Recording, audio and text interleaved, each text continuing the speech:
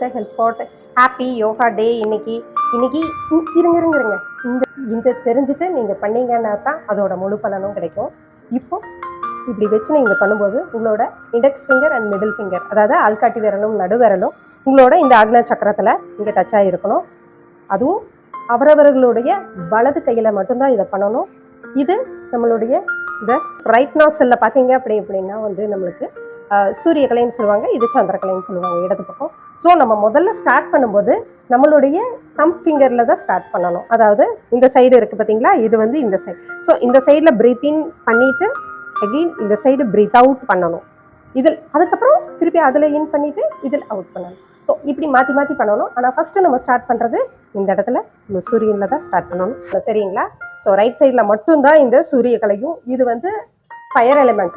So நம்ம இந்த பஞ்சபூதத்தில் fire element, ஃபயருக்கு fire தான் இங்கே வைக்கணுங்கிறதுக்காக ஸோ இதை பண்ணணும்.